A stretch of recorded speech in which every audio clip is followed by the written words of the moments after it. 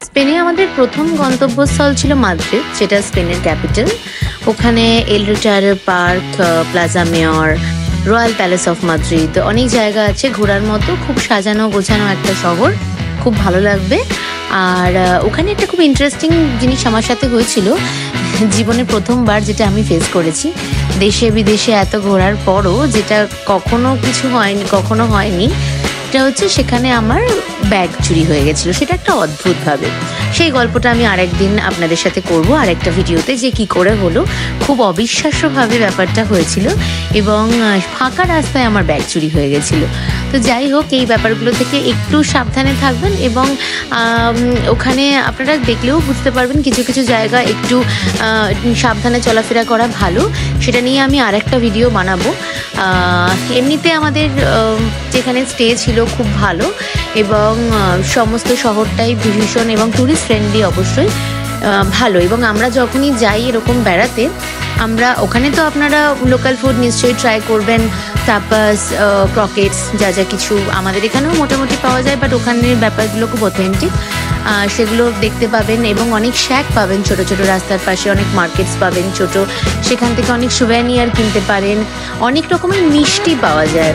এবং যারা মিষ্টি খেতে খুব ভালোবাসেন, আনলাইক মি, যারা মিষ্টি খেতে সত্যিই ভালোবাসেন, তাদের জন্য মোটামুটি স্বর্গরাজ্য বলাই চলে।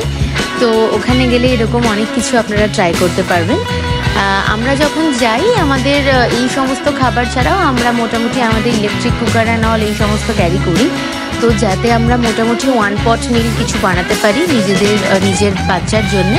যেরকম আমি বলেইছিলাম, আমার 3 মাসের বাচ্চা গেছিলো আমাদের সাথে। তো মোটামুটি স্টেগুলোও আমি ছবিতে সবই দিয়ে দিয়েছি, দেখবেন। এবং আমাদের পরবর্তী গন্তব্যস্থল ছিল মালাগা, আর একটা শহর স্পেনের মধ্যে। মালাগার অ্যাম্বিয়েন্স, অ্যাটমসফিয়ার খুব ভালো পেয়েছি আমরা। এখানে যে বিচটা ভীষণ ভাইব্রেন্ট, প্রচণ্ড সানি, খুব ভালো লেগেছে আমাদের। এখানে মোটামুটি অনেক কিছুই আছে দেখার মতো। রোমান থিয়েটার আছে, পিকাসো মিউজিয়াম আছে, অ্যালকাসবা বলে একটা ফোর্ট্রেস আছে, যেটা যে সময়তে ইসলামিক শাসন ছিল তার একটা ইতিহাস বয়ে নিয়ে চলেছে, যেটা 10-15 সেঞ্চুরির মধ্যে বানানো। এরকম অনেক মুরিশ হিস্ট্রি যেটা মালাগা ক্যারি করছে। এবং আপনি গেলেও এখানে বুঝতে পারবেন যে একটা পুরনো গন্ধ আছে পুরো শহরের মধ্যে। তো আমরা এখানে একটা অ্যাপার্টমেন্ট রেন্টে নিয়েছিলাম, যেটা সেন্ট জুয়ান চার্চের খুব কাছে, মানে হার্ট অফ দ্য সিটিতে, যেখানে করে আমরা বিভিন্ন জায়গাতে মোটামুটি কাছাকাছি জায়গাগুলো পায়ে হেঁটে চলে যেতে পারি। তো সেখানে পেডেস্ট্রিয়ান ক্রসিংগুলো খুব ভালো এবং আলাদা করে সেটা বানানোও আছে। কোথাও কোনো গাড়ি ঘোড়া সংক্রান্ত হ্যারাসমেন্ট কিছু আপনি ফেস করবেন না।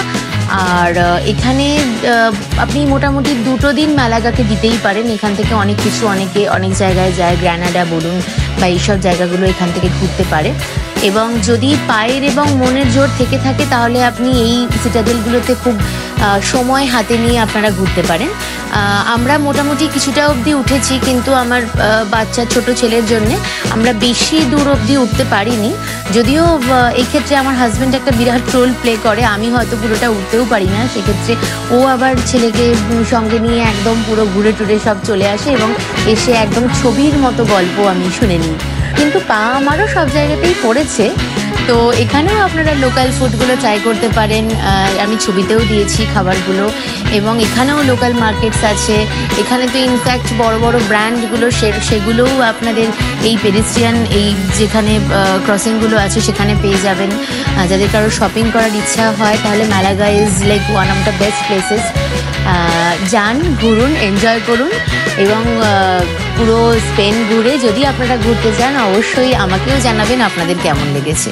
আর একটা কথা এখানে না বললেই নয়, এটা না বললে ব্যাপারটা খুব ইনকমপ্লিট থেকে যাবে, সেটা হচ্ছে স্পেনের দুর্গাপুজো।